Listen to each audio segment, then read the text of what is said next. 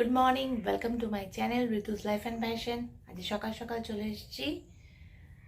এখন উঠে পড়েছি ঘুম থেকে, রিজুকে ফ্রেশ করে দিয়েছি। রিজু চলে গেছে দাদুর কাছে, ওকে ব্রেকফাস্ট খাওয়ানো হয়ে গেছে।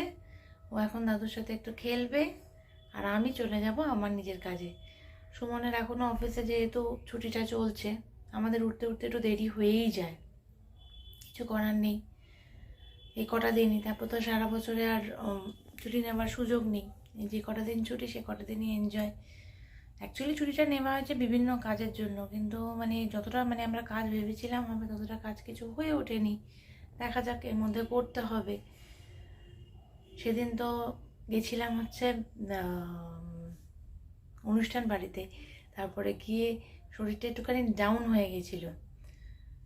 ডাউন হয়ে যাওয়ার ফলে ভিডিওটা আমি সেভাবে কন্টিনিউ করতে পারিনি। তো আজকে আবার ফ্রেশ মুডে আমি চলে এসেছি তোমাদের সামনে। আমার নিজের বাড়ির কাজও অনেকটা হ্যাম্পার হয়েছে, যেহেতু ভালো লাগছিল না। এখন বাচ্চা নিয়ে কোথাও গিয়ে সব কিছু সামলে গুছিয়ে করে টোরে, এখন আর যেহেতু 1.5 বছর ধরে প্রায় ঘুমটা ঠিক মতো হয় না, যার ফলে কি হয়েছে ধীরে ধীরে শরীরটা উইক হয়ে গেছে। কোনো কিছুতে সেরকমভাবে এনার্জি পাচ্ছি না, প্রবলেম হচ্ছে নানান রকমের। যাই হোক, সেই প্রবলেমকে ওভারকাম করে আমাকে সব কিছু করতে হবে। প্রবলেম তো আসতেই থাকবে, সে শারীরিক হোক বা নানান অন্য কিছু হোক, মানসিক হোক বা অন্য কিছু, সেটাকে ওভারকাম করে আমাকে এগিয়ে যেতেই হবে। চলো আস্তে আস্তে দিনটাকে ভালোভাবে শুরু করি, দেখি দিনটা আজকে কেমন যায়। যা হবে তোমাদের সাথে পুরোটাই শেয়ার করব। এখানে খিচুড়ির জন্য সবজি সব কাটা হয়ে গেছে। এখানে বাঁধাকপি করবো, বাঁধাকপির জন্য আলু কাটা হয়েছে। এখানে বাঁধাকপিটা কেটে সিদ্ধ করে নিচ্ছি, গরম জলে ভিজিয়ে রেখেছি আপাতত। এখানে ভাত রেডি হচ্ছে, আর এইখানে করে নিয়েছি ডিম সিদ্ধ।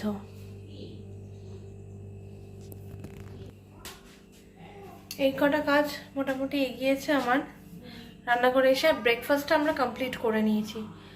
উঠেই তাড়াতাড়ি করে আমি ব্রেকফাস্ট রেডি করে রিজুকে তো খাইয়ে দিয়েছি, আর আমরা ব্রেকফাস্ট রেডি করে খেয়ে নিয়েছি। এখন রান্নাঘরের কাজগুলো করি। ওদিকে রিজু রয়েছে দাদুর কাছে, আর সুমন একটু বেরোবে। এখানে আমি তাড়াতাড়ি করে আমার রান্নাবান্নাগুলো কমপ্লিট করতে হবে। এখন বাঁধাকপিটা কমপ্লিট করতে হবে, আর মোটামুটি আর খিচুড়ি বানাতে হবে। এখনও কাজ অনেকটাই বাকি রয়েছে। এটা আমাকে ওর চানের আগে সব রেডি করতে হবে, তারপর ওকে চান করিয়ে খাওয়াতে হবে।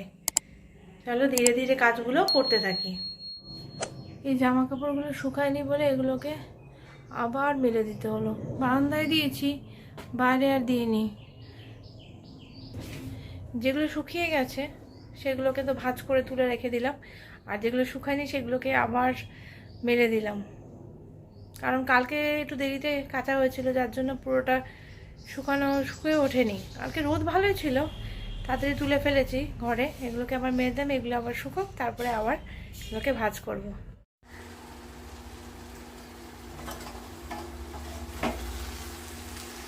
বাঁধাকপিটা প্রায় শেষের দিকে, এখানে একটু ভালো করে আর কি কষিয়েই নেবো বলতে পারো। ভাজা ভাজা হোক, একটু শুকনো শুকনো করে নেবো।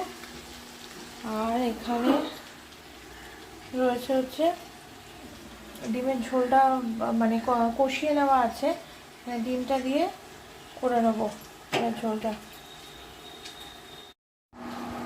এখানে খিচুড়িটা প্রিপেয়ার করে নিচ্ছি,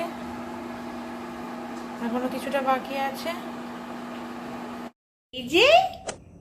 এই যে রিজু রান্নাঘরে এসে টুকি টুকি দিচ্ছে। আমি কি রান্নাঘরে করতে এসেছি সেটা দেখতে এসছে রিজু। কি দেখতে এসছো তুমি? আমি কি করছি? রান্না কি করছি আমি? সব খাবার দাবার হচ্ছে, তোমার কোনো টেনশন নেই, কোনো চিন্তা নেই, কিচ্ছু নেই। রিজু রান্নাঘরে চলে এসছে দেখতে যে আমি রান্নাঘরে কি করছি।